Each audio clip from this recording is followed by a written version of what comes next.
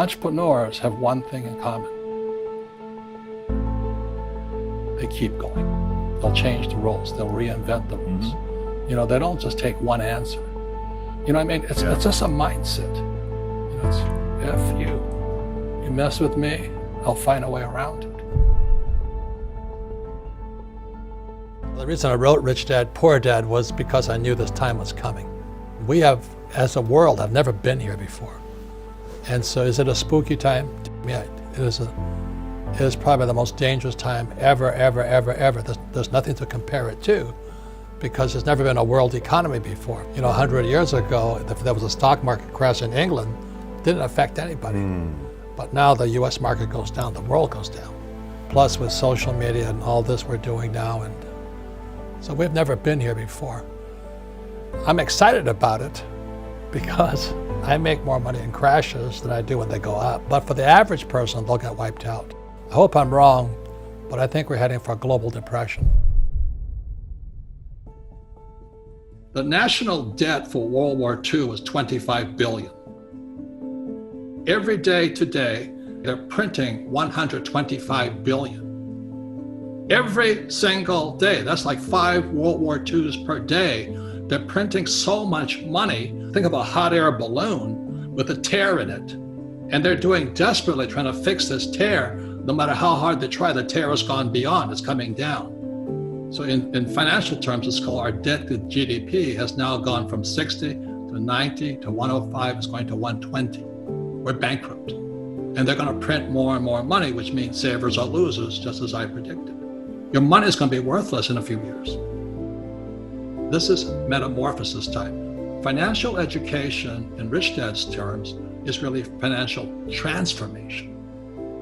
And the definition of metamorphosis is very important.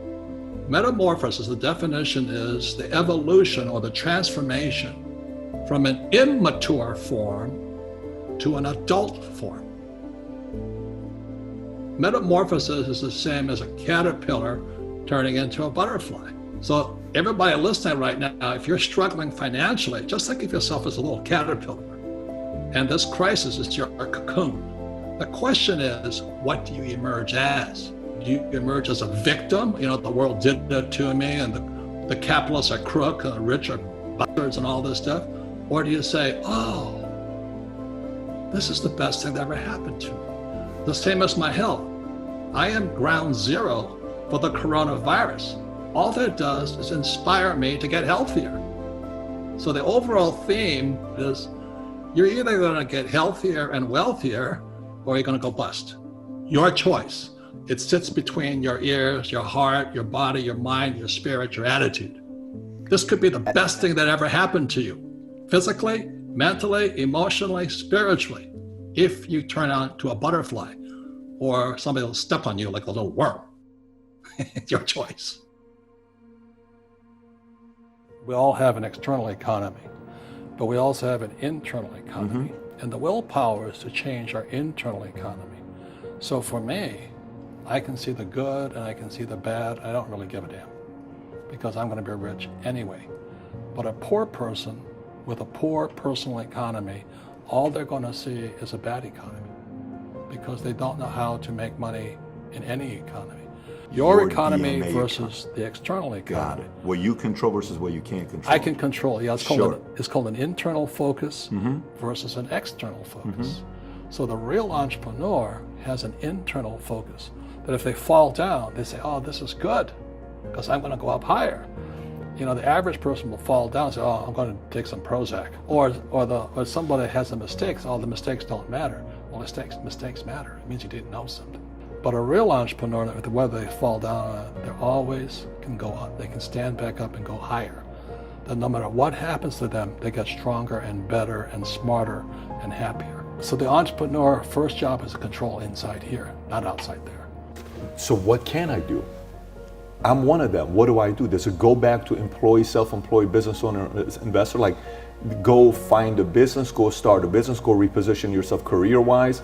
You know, is there a 1, 2, 3 step process on what I can do to be prepared for it? The best time to start a business is right after a crash. I made more money after 2008 than I ever in my whole entire life. because everybody was hiding like little cockroaches. Wow, you made more money after 2008 than Yeah. your entire life. Yeah, so when, here I'm talking about the coming depression, everybody says, oh, you're such a pessimist, I go, no, I'm excited. All the bargains that are going to be on the street, But everybody else, oh, you're pessimistic. No, I'm actually optimistic. I have a friend in Panama. He has an avocado farm. So he's sitting in Panama growing avocados. He says, because people have to eat. Another friend of mine is growing blueberries. But another friend of mine, he had a big house. His kids all moved out. So he converted the kids' bedrooms into one-bedroom apartments. So he put a kitchen and he put a toilet inside his little bedrooms. And so he now rents out 4 bedrooms. He's making more money today than ever before because a lot of workers commute to Seattle. So they come in on Sunday night, they check out Friday afternoon. Point is, everybody can do something, but you got to figure out what you can do. So that's why lesson number 1 in Rich Dad Poor Dad is the rich don't work for money. What we do instead is we create businesses as entrepreneurs. We acquire real estate.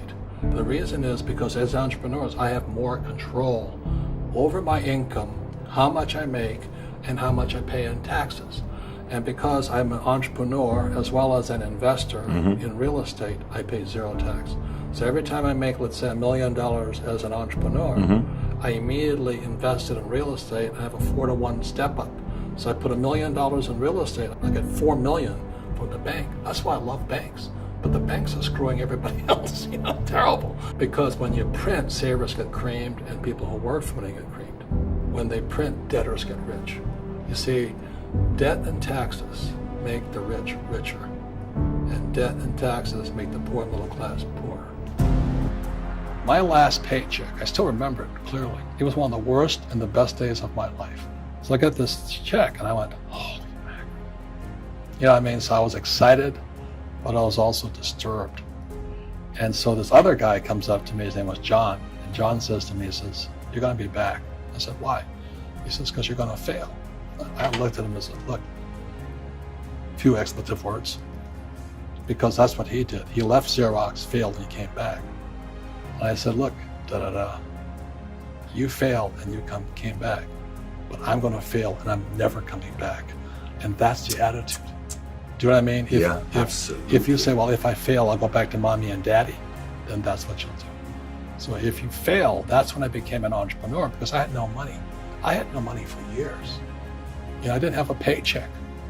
But that's what my rich dad encouraged me to do. He says, when you don't have this paycheck, you get hungrier, smarter, and it's a test of your character. Will you become a crook? Will you become dishonest? Will you cheat and steal? Or will you become a better human being? So really, that's the benefit of becoming an entrepreneur, is you really find out who you are when you don't have anything. If you're an entrepreneur and you're going to be a big entrepreneur, leadership skills and communication skills are more important than a law degree. So what you're saying is education, the mindsets can be taught, and if I learn the mindsets, and earlier you talked about, when I asked you a question about can somebody go out there and do something about this, there's got to be desire. But if I feed my mind, I got desire, I have an opportunity to make it as an entrepreneur. Desire and ambition. Sure. That's what it takes. Sure. That's why I say everybody can open a lemonade stand, but very few can be a rich one.